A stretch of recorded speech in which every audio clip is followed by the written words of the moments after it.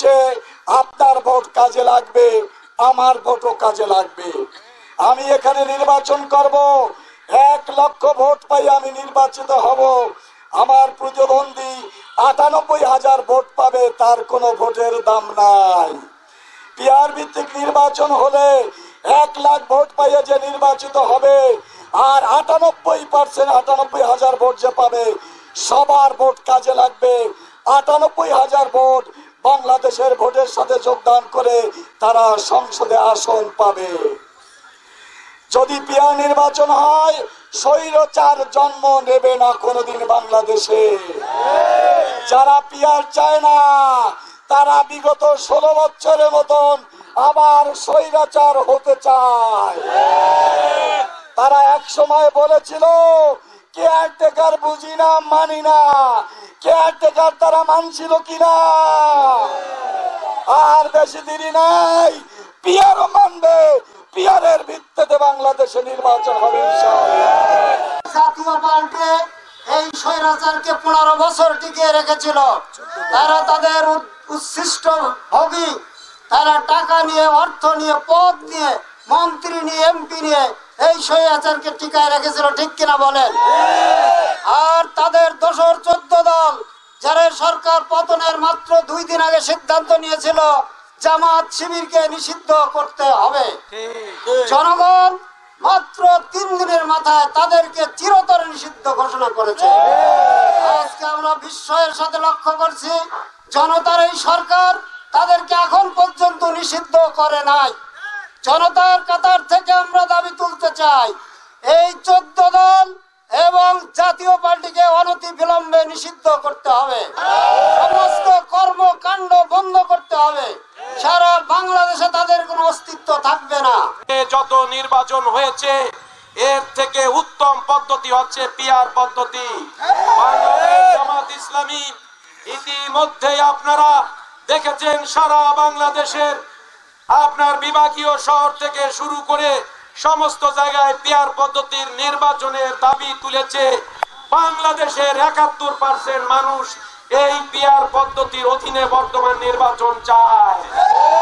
সংগ্রামী জনতা, আপনারা দেখেছেন বিগত 16-17 বছর ফ্যাসিবাদী সরকার কায়েম থাকার পরে সমস্ত বিরোধী দল নানা সময়ে আন্দোলন করার মাধ্যমে ফ্যাসিবাদী সরকারকে বিদায় দিতে পারেনি।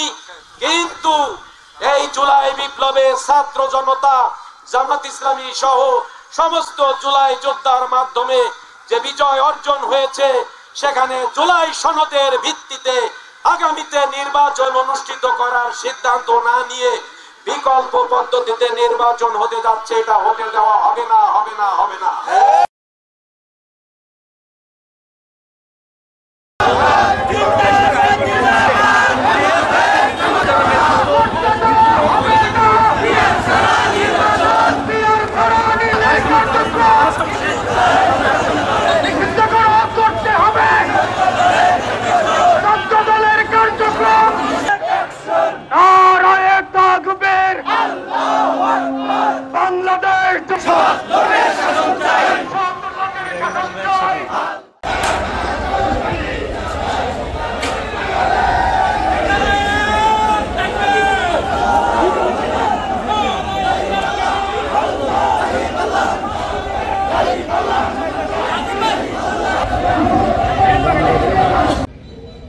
আমরা দাবি করতে চাই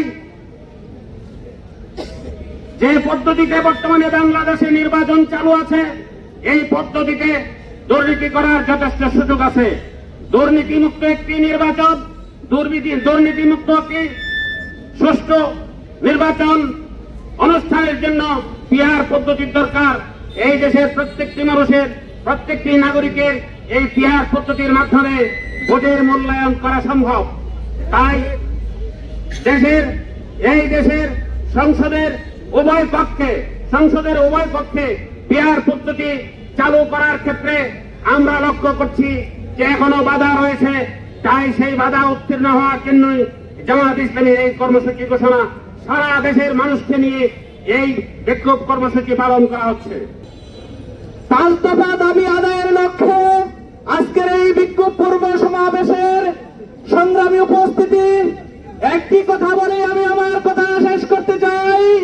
আগামী জাতীয় সংসদ নির্বাচন যাতে লেভেল প্লেইং ফিল্ডের মাধ্যমে অনুষ্ঠিত হয় এবং পিআর পদ্ধতির মাধ্যমে অনুষ্ঠিত হয়, এই দাবি সারা বাংলাদেশের সকল মানুষের কাছে পৌঁছিয়ে দেওয়ার লক্ষ্যে আজকের এই বিক্ষোভ সমাবেশে সবার প্রতি অনুরোধ জানিয়ে আমি আমার কথা এখানে শেষ করছি।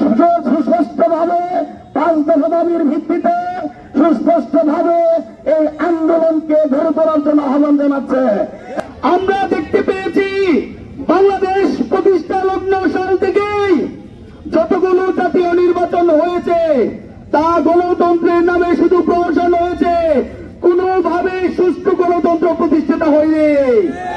সুতরাং যদি আমরা আগামী নির্বাচন সুষ্ঠু নিরপেক্ষ করতে চাই তাহলে আমাদেরকে অবশ্যই পেয়ার পদ্ধতিতে নির্বাচন দিতে হবে। ছাত্র জনতার গণঅভ্যুত্থানের মাধ্যমে আমরা এই নতুন বাংলাদেশ লাভ করেছি। এই ছাত্র জনতার গণঅভ্যুত্থান যে বিপ্লব সাধিত হয়েছে,